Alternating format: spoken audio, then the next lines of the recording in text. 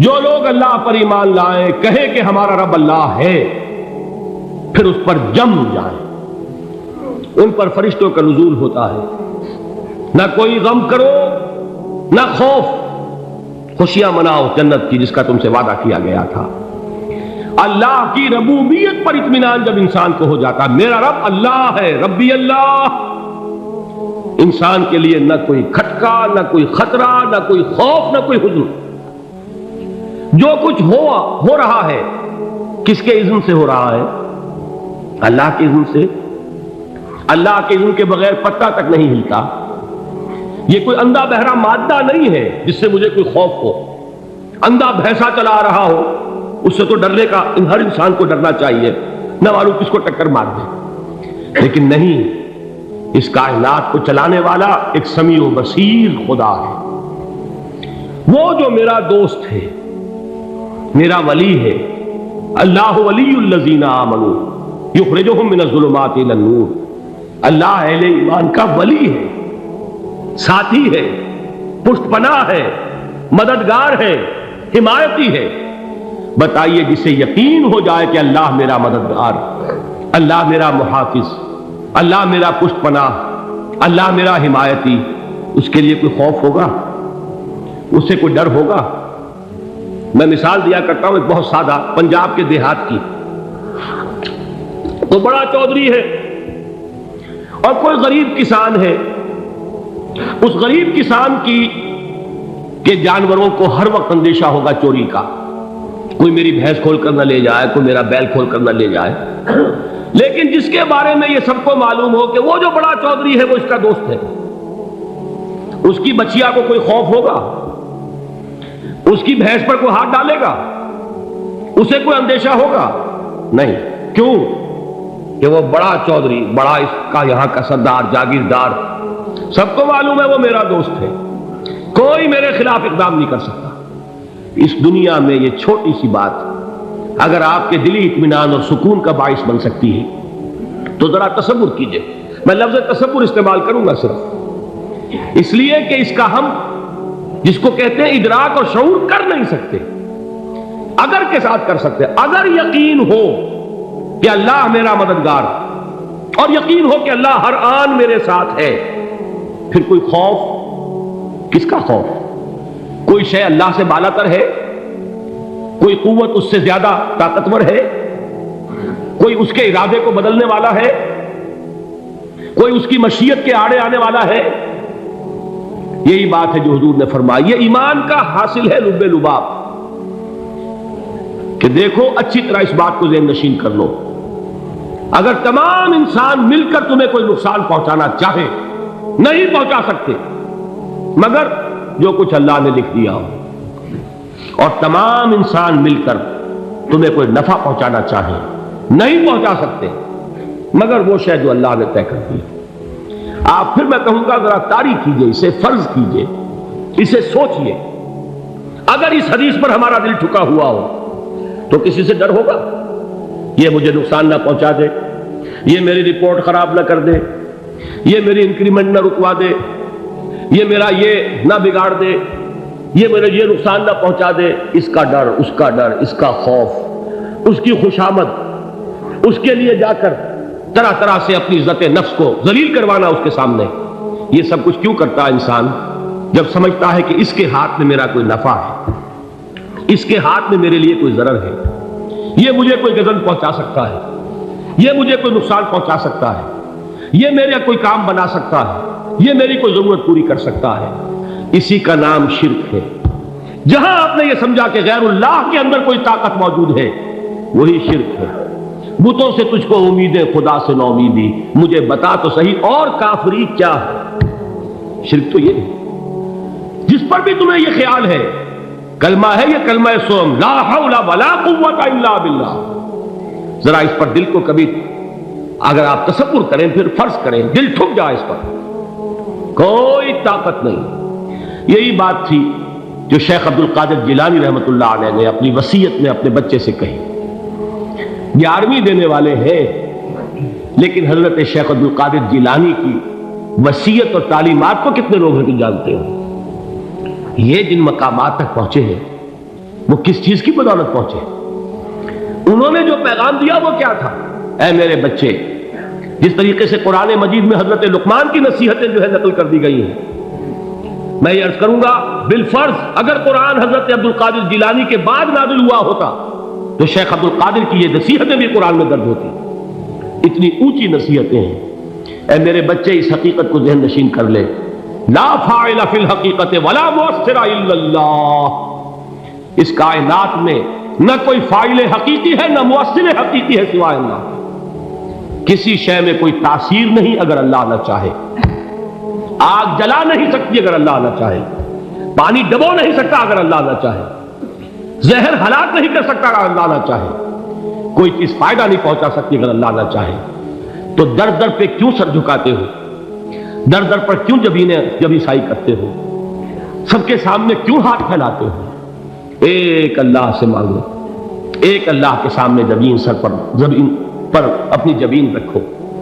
لا فاعل فی الحقیقت ولا مؤثر الا اللہ. نظر آتا ہے ہمیں کہ پانی پیاس بجھا دیتا ہے. پیاس بجھانے کی صلاحیت پانی میں نہیں ہے، اللہ کے اذن سے. کھانا بھوک مٹا دیتا ہے. بھوک مٹانے کی صلاحیت کھانے میں نہیں ہے، اذن رب میں. دیکھیے یہی یقین تھا. حضرت موسیٰ علیہ السلام کا واقعہ یاد کیجئے. سامنے سمندر آ گیا ہے.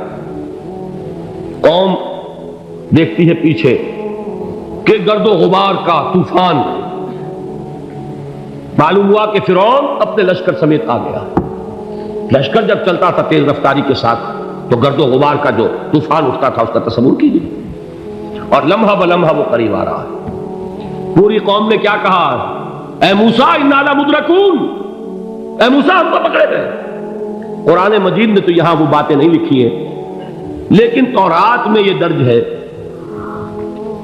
کہ بنی اسرائیل جھگڑنے لگے، دست و گریبان ہو گئے موسیٰ کے ساتھ. موسیٰ نے یہاں مروایا لا کر، اس سے تو ہم ہی بہتر تھے.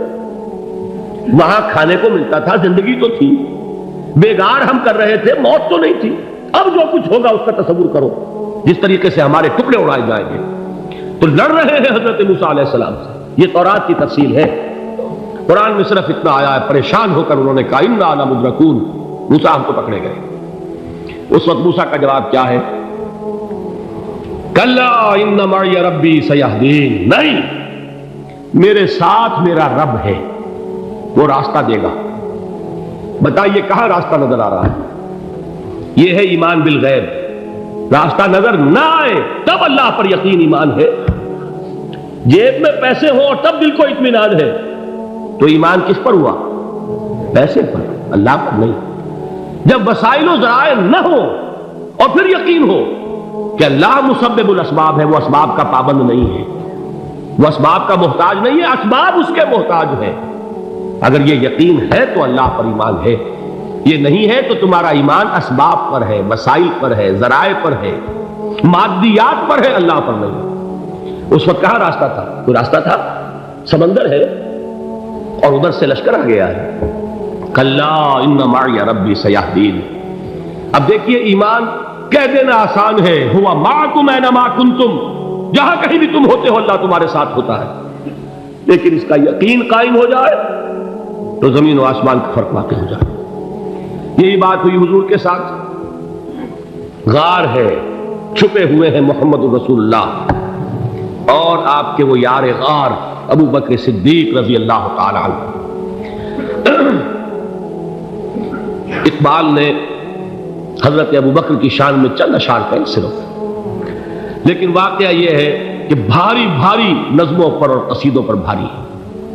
طویل ترین نظمیں اور قصیدے ہوں ان پر بھاری ہے. ہمتیں ابو بکر کی ہمت جو ہے، کشت ملت را جو اب، جیسے بارش سے کھیتی اپجتی ہے، ابو بکر کی ہمت اور عزیمت اس امت کو اسی طرح سینچنے والی ہے. ثانیے اسلام و غار و بدر و قب،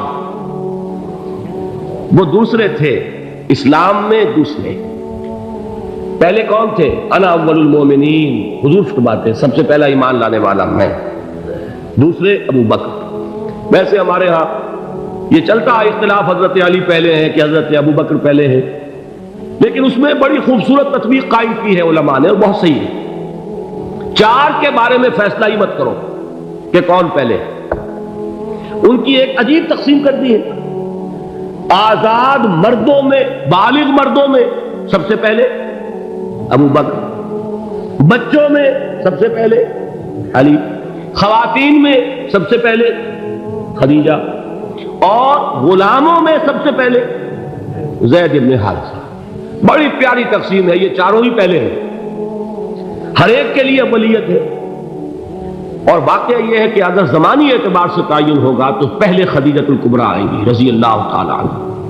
کسی اور سے بات کرنے کی نوبت بعد میں آ سکتی ہے، پہلے تو اہلیہ محترمہ سے بات ہوئی، آتے ہی پہلی وحی ہوئی ہے، ابھی تبلیغ کا حکم نہیں تھا۔ کس کو بتایا واقعہ؟ ابھی اپنی نبوت کی تبلیغ کا تو حکم ہی نہیں آیا۔ واقعہ کس کا ہے؟ وہ خدیجہ کا ہے۔ جب کہا ہے کہ خشیت علی نفسی، مجھے اپنی جان کا اندیشہ ہے، تو کیا جواب دیا خدیجہ نے رضی اللہ تعالی عنہا؟ وہ صدیقۃ الکبریٰ ہے۔ صدیقات جو ہے خواتین، ان میں چوٹی پر خدیجۃ الکبریٰ ہے رضی اللہ تعالی عنہ، اور صدیق جو مرد ہیں ان میں صدیق اکبر ہے ابو بکر صدیق رضی اللہ تعالی عنہ، لیکن صدیقات میں چوٹی پر۔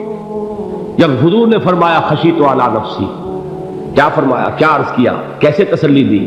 نہیں، اللہ آپ کو ضائع نہیں کرے گا، آپ غریبوں کے ہمدرد ہیں، آپ مساکین کے تکالیف رفع کرنے والے ہیں، آپ بیواؤں کی سرپرستی کرتے ہیں، آپ مسافروں کی خدمت کرتے ہیں، اللہ آپ کو ضائع نہیں کرے گا۔ یہ یقین ہے اس خاتون کے اندر۔ خیر وہ ایک علیحدہ بات ہو جائے گی۔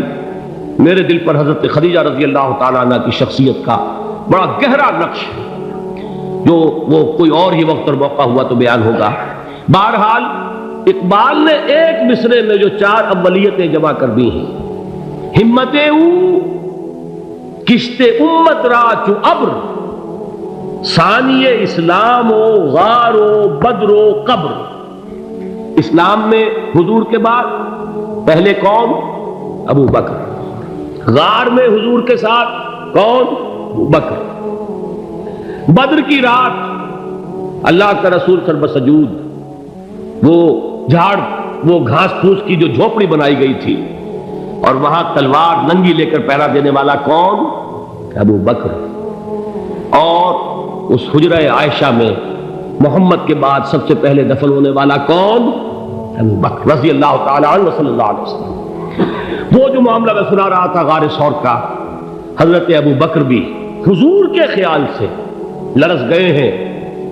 آپ کو یاد ہوگا کہ جا کر پہلے تمام جتنے سوراخ تھے انہیں بند کیا، ایک سوراخ رہ گیا تھا جس کو بند کرنے کے لیے کوئی کپڑا نہیں تھا، وہاں اپنی ایڑی رکھی ہے، تب کہا ہے حضور سے تشریف لائیے، اور اپنے زانو پر حضور کو لٹایا ہے، اور وہاں کسی موذی جانور نے کاٹا ہے، حضور کی آنکھ لگ گئی تھی، اس وقت اس بل کے اندر جو بھی بچھو ہے کیا ہے اللہ عالم، اس نے کاٹا ہے، اس کی تکلیف کی وجہ سے ابو بکر کی آنکھوں سے آنسو ٹپک گئے، حضور کے چہرے مبارک پر پڑے ہیں، تو حضور جاگے ہیں، معاملہ کیا ہے؟ ایڑی نہیں ہٹائی وہاں سے، مبادا وہ جانور وہاں سے نکل کر محمد الرسول اللہ کو کوئی گزن پہنچا دے، ابو بکر کی ایڑی ہے، جس طرح چاہے کھا لے، ختم کر دے، جان نکل جائے تب کوئی آنچ آئے محمد پر تو آئے، لیکن جیتے جی نہیں۔ وہ ہے ابو بکر۔ حضور کے خیال سے اس وقت حضور نے پھر اپنا لعاب دہن لگایا ہے، اور اس سے پھر آپ کی تکلیف ختم ہوئی۔ جیسے خیبر میں حضرت علی کی آنکھ دکھ رہی تھی، اس کو جو شفا حاصل ہوئی ہے وہ بھی حضور کے لعاب دہن سے ہوئی۔ بہرحال اس وقت انہوں نے کہا ہے کہ اے نبی یا رسول اللہ، اگر اس وقت ان میں سے کسی نے غیر ارادی طور پر بھی اپنے قدموں کی طرف جھانک لیا تو پکڑے جائے۔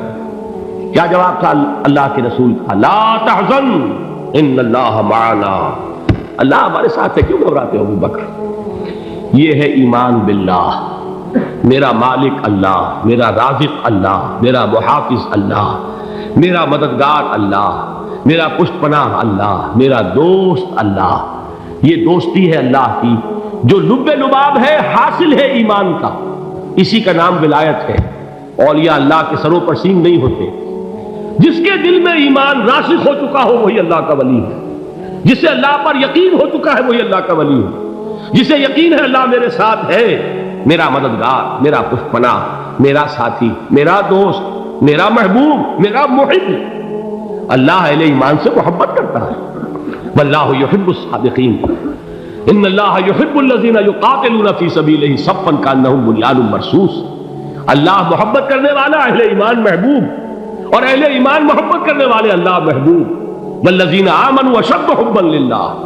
آپ تصور کیجئے جسے یہ رشتہ ایمان یا رشتہ ولایت حاصل ہو جائے، الا ان اولیاء اللہ لا خوف علیہم ولا هم یحزنون، آگاہ ہو جاؤ اللہ کے دوستوں کے لیے نہ کوئی خوف ہے نہ کوئی حزن ہے۔